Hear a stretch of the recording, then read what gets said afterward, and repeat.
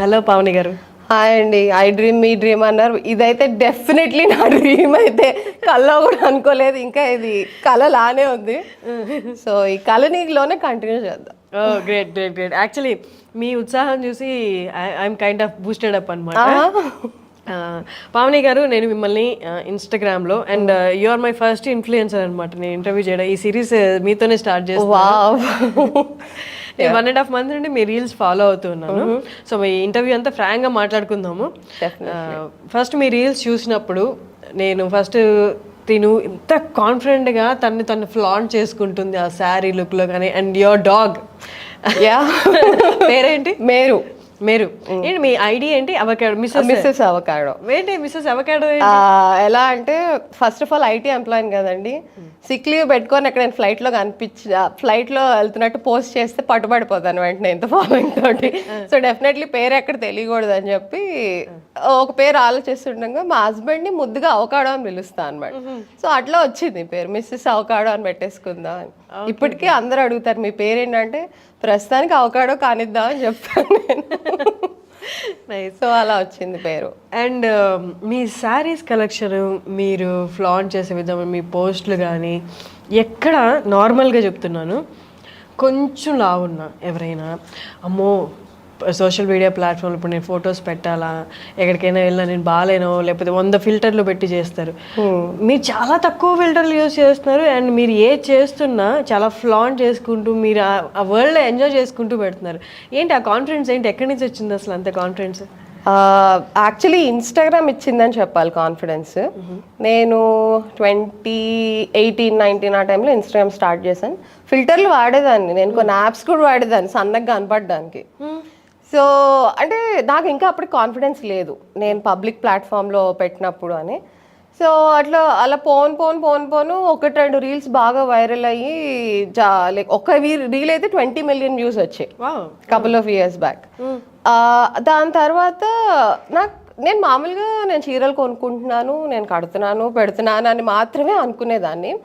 ఆ రీల్ ఎప్పుడైతే వైరల్ అయిందో నాకు చాలా మంది చెప్పారు మిమ్మల్ని చూసి నాకు కాన్ఫిడెన్స్ వస్తుంది. సో నేను లిటరలీ మూవ్ అయిపోయాను. ఎందుకంటే నా దగ్గర నిజంగా అన్ని చీరలు కూడా లేవు. అంటే ఇన్స్టాగ్రామ్ రెగ్యులర్గా కట్టుకొని పెట్టాలి కదా. సో ఆర్థిక స్తోమత సరిపోదేమో అనే పాయింట్ వచ్చింది ఒక దగ్గర. కానీ ఎంతమంది చెప్పారో, ఈవెన్ వాళ్ళు పర్సనల్ స్టోరీస్ కూడా షేర్ చేసుకున్నారు అనమాట. ఇట్లా రోడ్ మీద నడుచుకుంటూ వెళ్తుంటే ఇంతలా ఉన్నావేంటి అని చెప్పి ఎవరు పడితే అలా మాట్లాడతారు. కానీ మీరు నుంచొని చూస్తుంటే మేము ఈరోజు చీర కట్టుకున్నాం, ఎంతమంది వాళ్ళు చీరలు కట్టుకొని ఫోటోలు పంపిస్తారు. ఒక అమ్మాయిని కలిసాను నేను, యుఎస్లో కెనడాకు ముందు యుఎస్లో ఉండేదాన్ని. సో తను లిటరలీ నన్ను కలిసినప్పుడు ఏడ్చేసింది అనమాట. మా తమ్ముడి పెళ్ళిలో నేను ఫుల్ రెడీ అయ్యి షాపింగ్ చేసి కట్టుకున్నాను. ఆంటీలు అందరూ వచ్చి ఏంటమ్మా డ్రెస్ వేసుకోవచ్చు కదా, ఇప్పుడు నీకు చీర పెళ్ళి జరుగుతుంది.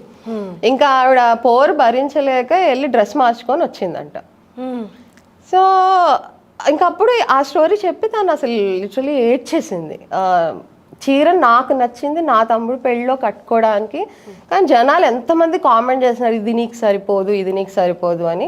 అలాంటి టైంలో మీ రీల్ చూశాను, ఎంత కాన్ఫిడెంట్గా కట్టుకున్నారు. నాకు చాలా నెగిటివ్ కామెంట్స్ వస్తాయి.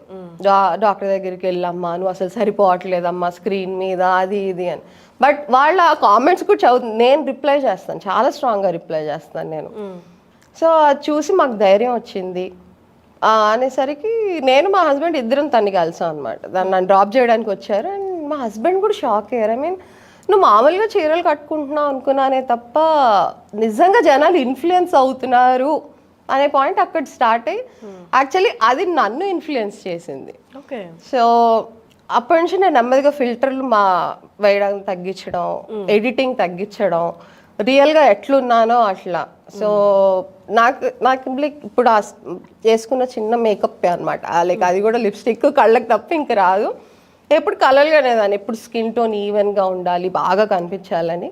బట్ నాకే అనిపించింది నేను అదే చూపిస్తాను, అది ఎట్లున్నా పర్లేదు.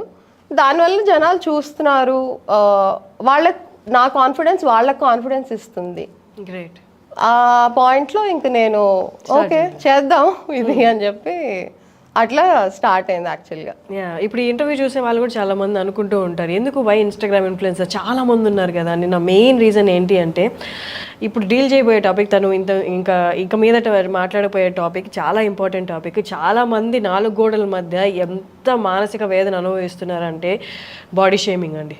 అది ఎలాంటిదైనా బాడీ షేమింగ్ ఫేస్ చేసిన వాళ్ళకి తెలుస్తుంది. సో నేను షీ ఓవర్కమ్ దట్ అండ్ ఆ ప్లాట్ఫామ్లోకి వచ్చి షీఈస్ ఫ్లాంటింగ్ హర్ సెల్ఫ్. ఎంత గ్రేస్ఫుల్గా తను ఏ డ్రెస్లో అయినా ఎంత కాన్ఫిడెంట్గా తను వర్క్ చేసుకుంటూ ఇన్స్టాగ్రామ్లో కూడా పోస్ట్ చేస్తూ ఉన్నారు అంటే, so she's the right person అనిపించింది నాకు మాట్లాడడానికి. సో అందుకోసమే నేను మిమ్మల్ని పర్సనల్గా ఇన్వైట్ చేసింది కూడా. యూ హ్యావ్ అంటే ఇప్పుడు మీరు right person to talk about this అనమాట. సో ఈ మీరు ఫేస్ చేశారని చెప్తున్నారు ఇన్స్టాగ్రామ్లో కూడా, కామెంట్స్లో కూడా. మనం స్టార్టింగ్ నుండి తీసుకుందాం. అంటే ఫర్ ఎగ్జాంపుల్ మన ఇంటి పక్కన వాళ్ళే, ఇంట్లో వాళ్ళే, మన ఫ్రెండ్స్ దగ్గర నుండే చిన్నగా మొదలవుతాయి ఇలాంటివి. అసలు ఎట్లా స్టార్ట్ అయ్యింది? ఎవరైనా అలా అనడము, ఎక్కడ మీరు ఎనఫ్ ఇంకా చాలు, ఇంకా నేను ఉండాలి, ఇవన్నీ తీసుకొని ఇంత నెగిటివిటీ నేను క్యారీ చేయలేని అనిపించింది ఎప్పుడు? సో చిన్నప్పటి నుంచి అండి, నేను నాకు ఒక 5 years నుంచి తెలుస్తుంది. మా ఫాదర్ జనరల్గా తెల్లగా ఉండే పిల్లల్ని వాళ్ళ దగ్గర తీసుకోవటం, నువ్వు భలే ఉన్నావే అంటాం. మా రిలేటివ్స్లోనే నాకు ఆ తేడా తెలుస్తుంది. మా తమ్ముడు చాలా తెల్లగా ఉండేవాడు అనమాట. సో వాడిని ఎక్కువ ముద్దు చేయడం. నన్ను మా మమ్మీ సైడ్ వాళ్ళ రిలేటివ్స్ ఎలా చెప్పాలంటే, నీకేంటి, నువ్వు ఎంత చక్కగా ఉంటావో, ఎంత కళగా ఉంటావో అని వాళ్ళు ఒక్కళ్ళే చెప్పేవాళ్ళు. మిగిలిన చుట్టూ ఎవ్వరు చెప్పేవాళ్ళు కాదు.